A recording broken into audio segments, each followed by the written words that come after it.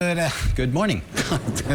Welcome back to the Retirement Report. I'm Hank Parrott, your host. All right, joining me today, I've got Jeremy Threlkeld with Virtue Capital Management over in Brentwood. They are, I love this, I coined this, by the way. I should get a royalty.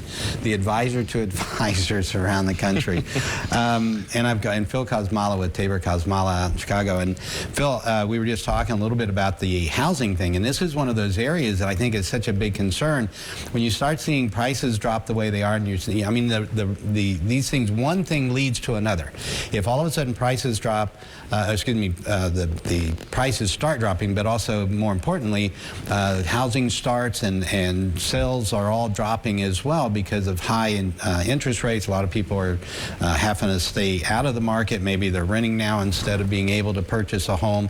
All of these things, when that demand falls the way it's falling, that means that these housing companies are going to start, the builders are going to start laying people off because they're not going to have enough work. And then when you start one, in particular, a core sector like housing, when you start that one down, then the ripple effect out into other industries, out into other companies, out into other, even retail even is going to be affected at some point as well. And that's the fear, is that all of a sudden they're not stopping to see let the effects catch up a little bit before resuming these aggressive rate hikes. Yeah, Hank, that's well summarized, and I think that's the school of hard knocks economics. You don't need 440 PhDs like the Fed has to understand that. But I think the reason the market is so disconcerting to the markets is the Fed's not acknowledging the lagging impact of these rate hikes. And it's not just housing's 4% of GDP, Hank, so that's a major part of economic activity in our nation.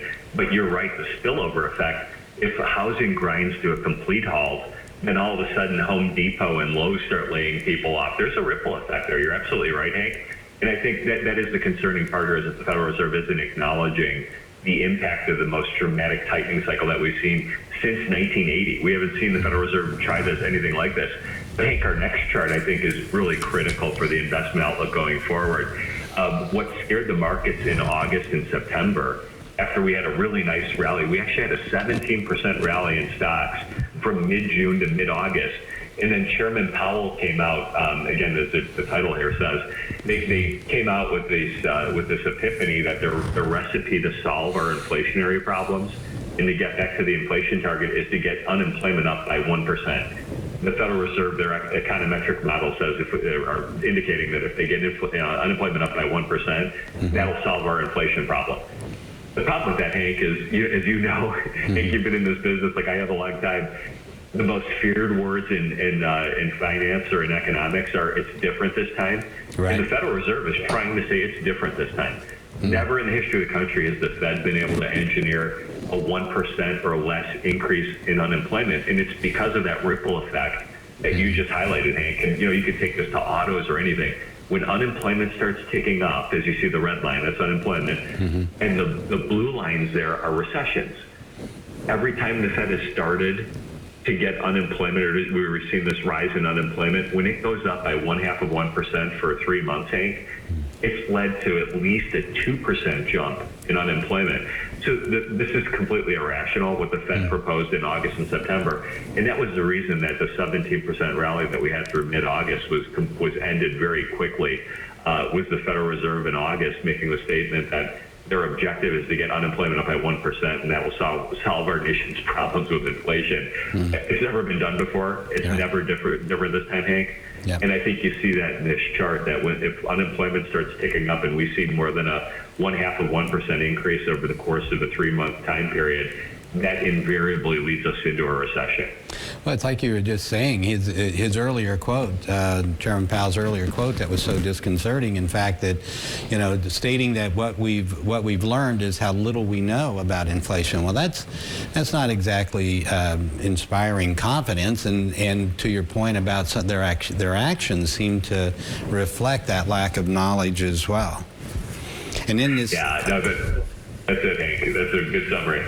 I'm going to get this other slide up for you. Powell and Company continue to confuse both stocks. There we go. Got a bunch going on this one. Yeah. And hey, this comes back to the labor market slowing already. I think we're seeing that. There are numerous data points that we watch both the team at Virtue Capital Management as well as the team here at TaiberKosmala and Associates. And when I look at these indicators, these are the indicators that the Fed usually looks at, which is job openings by sector. 8 of the 11 economic sectors are seeing declining job postings. So this is happening already, Hank.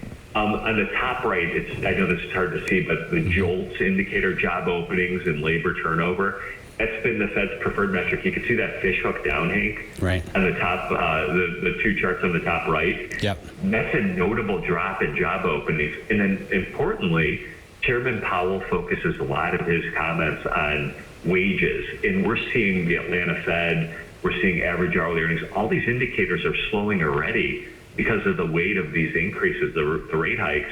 Businesses understand that their cost of financing is going to skyrocket over the next couple of months. It doesn't work instantaneously, Hank. A lot of these corporate bonds that are floating rate, they reset every 60 and 90 days.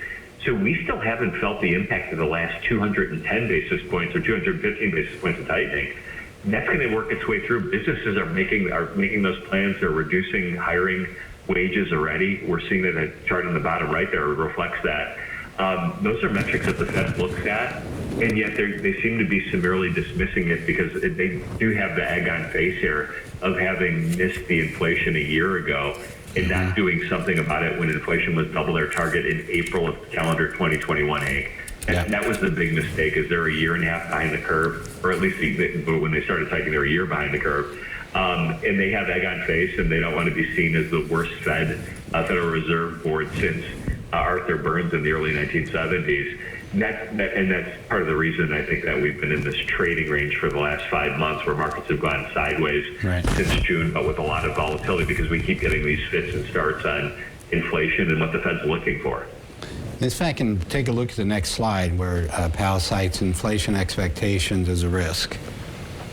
Yeah, this is the Fed's major metric, and it has been for 40 years, Hank, is what do investors and what does the bond market think of inflation? This was a major problem in the 1970s and early 1980s, Hank. I know you and I remember gas lines, but when I look at this, Hank, in the 1970s, the bond market, as well as individual investors on the right-hand side, thought we were going to have 8% inflation in perpetuity. And that was going to be something we were going to live with as a nation for the rest of our lives. And what that would mean, Hank, excuse me, the rule of 72 is the rate of 72 divided by the rate of interest is the amount of time it takes for your money to double or your cost to double. Right. And in the 1970s, we thought prices were going to double every 8 years, every 8 to 9 years. Markets right now on the left side think that inflation, that this is purely a temporary phenomenon caused by COVID. It will be under 3% in the next couple of years. Right. And that's, I mean, historically, I mean, we're again looking at, of course, depending on what the Fed does, but historically, inflationary periods do not last all that long before, they bring it back down again. Here, of course, in particular, are they going to be able to do that? Are they going to be able to affect things or just cause, again, a huge drop into a heavier and deep recession that is going to be very painful? That's right, Hank. This isn't the 1970s. I think what we're saying here is, although Chairman Powell and the Fed members keep talking about Paul Volcker and what action the Fed took in the 1970s, this isn't the 1970s, Hank. We went off the gold standard in the 1970s. We saw a major collapse in the dollar. That's highly inflationary. That's what's happening in Europe right now, is that their currencies are falling or collapsing. And as a result, you're seeing skyrocketing inflation because of the fall in currency and their currencies. That's what we had in the 1970s. This isn't the 1970s. Right. We barely have a one-year inflation. And I think this chart highlights that the markets don't think we have an inflation problem long-term, nor do individuals. On the right-hand side, this University of Michigan survey has been happening since the 1950s. So you get almost 70 years worth of data telling us that individuals don't believe this is a long problem in perpetuity, that this is a shock caused by all the COVID supply chain disruptions in Russia, Ukraine. All right, we're going to take a quick break. Phil, stick with us, and we'll be right back here on the Retirement Report.